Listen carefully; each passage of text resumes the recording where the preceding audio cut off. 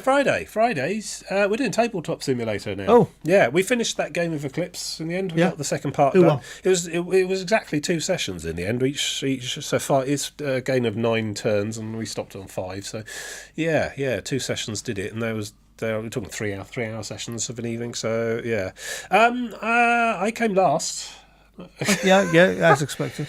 Did you by any chance not engage with any of the other players and play along the rules and just did your own thing? Yeah, pretty much. I turtled up. I would have won, but because basically the way the galaxy explored its way out, I found myself with basically a big long tendril with 1 choke point. So I thought, right, stick all the star bases and dig in on there, and then use this to just keep generating the victory points. And I was building monoliths and trying to generate victory points like that, and it was working, but my section wasn't large enough, as it turns out in the end. And then, of course, towards the end, Embryo decided to test my fortress star system with his vast cruiser navy, and he beat it very quickly with an uncanny number of 6s rolled on his weapon dice.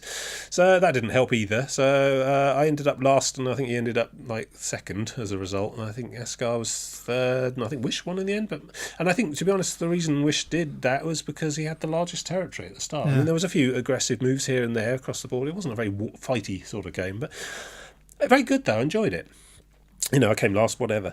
I just love the intricate little mechanics and lots of little bits and pieces and coloured cubes and spaceships, and the hexagon star system exploring mechanics very good as well. I do like that. The tech stuff's interesting as well. I gained quite a few points from maxing out one of the tech leads as well. But ultimately, I think it is a game that has been designed around. Obviously, I think, to be honest, the first couple of drafts of that game, the first kind of prototypes, everyone was turtling up, and that's how you won. Yeah. So I think it must have been tweaked in some fashion to adjust the victory points so that you do have to go out and fight people if you want to win it.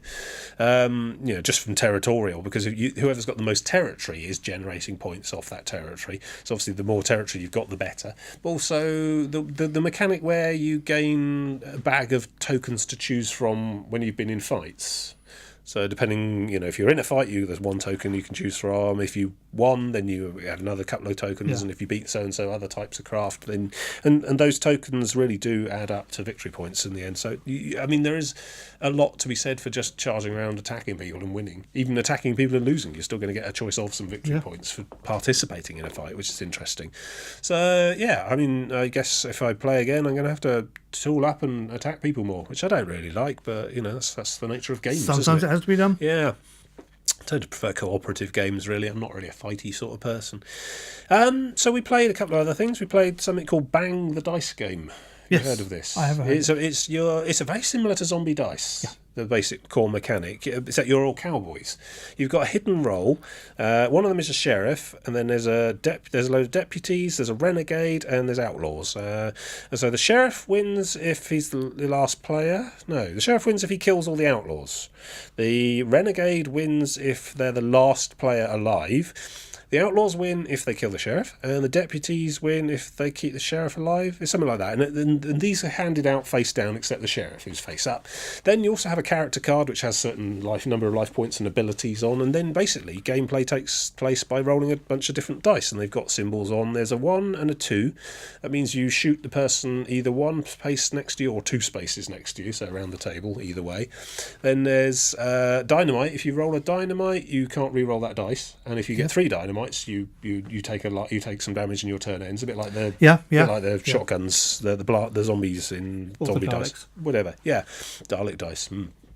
Then there's a Gatling gun. If you manage 3 Gatling guns, everyone except you takes a hit point. Okay. And there's arrows. Now the arrow mechanic's interesting. On the table in the middle are 9 arrows. These represent the Indians, and if you roll every time Native Americans, yes. If you roll a arrow any time, you take an arrow from the middle, and then you can re-roll that. You can carry on re-rolling. You can re-roll 3 times, a bit like Zombie Dice, and choose which you keep and which you don't want to. And when you run out of arrows in the middle, everyone takes a hit point for every arrow they hold. Okay. So it's a kind of sort of accumulator, and then they all go back in the middle, and that carries on. And just the mechanics of it, and there's a certain sort of backstabbery involved as well. So you're basically carrying the number of damage you'll do until somebody else. How many times have you been shot? You can't. No, because one of the characters, I tried this as a strategy, one of the characters only can take a maximum of 1 point of damage no matter how many arrows they've got. He's some sort of half Indian person, and basically when he rolls Native American, when he roll the arrows, you can re-roll and try and get lots and lots of arrows. So try and force the arrows to run out early, which will then damage everyone else. So yeah, there's intricacies and things there. One character I think gains a hit point. Oh, there's a beer on a dice. Yes, every time if you can roll a beer on a dice, you can gain a hit point back. That's not how that works. Beer is healing beer heals That's really not how that works. I don't know. Anyway, I'm probably doing a terrible job of explaining it all, but it's very good. I found it much more satisfying and interesting than zombie dice as well. I know zombie dice is designed to be very quick, but it's too quick. It's too quick. It's just too nothing meaningless. All right, whatever dice. It's just dice for its own sake. It's a good introductory game. Yeah, I mean it's an interesting examination of probability and dice mechanics, but this has a bit more strategy and cunning behind it. You've got characters, you've got roles, and then there's a sort of almost like Battlestar Galactica style thing with the who's a renegade and who's an outlaw. Because remember, all those roles are face down except the sheriff. Yeah. So nobody knows who else is what. And in a 4-player game, you've got 2 outlaws, 1 sheriff, and 1 renegade. And it's in the renegade's interest to keep the sheriff alive until it's just them and the sheriff, then kill the sheriff. Because if the outlaws kill the sheriff before the renegade, if the renegade loses. Yeah. So you've got 3 unknown roles, one of whom is trying to keep the sheriff alive, and the other 2 are trying to kill the sheriff, and no one knows who's an outlaw or a renegade until they start working. So that sort of hidden Cylon type gameplay thing, I suppose Secret Hitler as well, that trying to work out who's on what side aspect of it gives it a lot more depth than just your normal zombie dice. Did I get 3 shotguns? Whatever. So yeah, that was very good, and also quite quick as well. Once you learnt it and got the flow of it, that definitely fills a good short to middle sort of length game type thing that we had there. That's really good. We played Dominion mostly this week. Oh, that's good. Yep, the old card game there. Yeah. We found one on Steam Workshop that comes with about 25 different expansions. Oh, only about half of them. Terrifying. Yeah, exactly. I mean, we played a game where we just picked the random 10 suits using the randomizer cards and only from the base set, and that's good because that's the only one I really know anything about. And yeah, it did all right there. I can't remember if I won or not, but it was good fun. Enjoyed it a lot. Then we had a load of extras come in from these extra decks, and there's like duration cards on some of them where you can play a thing and it stays on there until the next turn. There's victory card. There's like a Noble's victory card that is actually one of the suits as well. And okay. It's an action and victory points at the end. So one of them was a treasure with an actions on it as well. So there's just all sorts of interesting ideas, and those were some of the least crazy stuff. I mean, they were saying, we don't want the one with potions in. Like what? That rings a bell. Potions. There's one with a seaside. There's one with there's all sorts of, and there was a whole load of extra weird tokens on the side I didn't recognise as well. I mean, it's a game with a lot of expansions, which I guess obviously adds to the longevity of it all. I mean, even with just the basic game, because of the way you draw 10 different action card types to begin with, from a randomised deck of about 20 or so, the permutations of each game become quite different. So you build up an overall strategy and understanding of the flow of the game, but for any given game, you've got 10 completely different sets of cards there that will work together differently and interact in certain ways, and it's being able to react and deal with that as well, which gives it its replay value, I think. Which it's just a really good, solid game, very well constructed. I mean, it's a bit fiddly in Tabletop Simulator more than many other games because you're having to cards. Cards are hard work in Tabletop Simulator. They work, but a game so extensively based on cards like Dominion or anything like that, Thunderstone I suppose as well, where you're constantly having to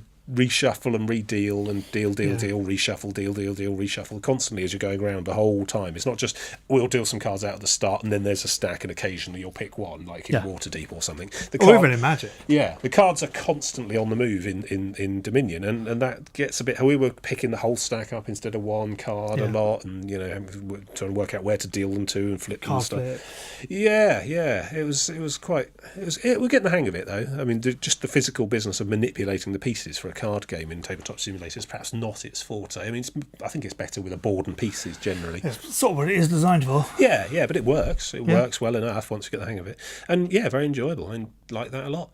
So I don't know what we're going to be. I think we were talking about getting one of the DLC ones. As one, I can't remember what it's called now, but it's essentially a kind of like Elite, but as a board game. Space trading thing, but not vast empires, more single ship and stuff, and that looked quite interesting. That's one you actually buy from the Steam Workshop. I mean, I sort of feel a bit weird about that, a bit ambivalent. Obviously, pretty much everything in the Steam Workshop for Tabletop Simulator is a pirated version of an actual board game, and some people are fine, some companies are fine with it, and others just haven't been told it's there yet, so haven't issued the appropriate DCMA takedown.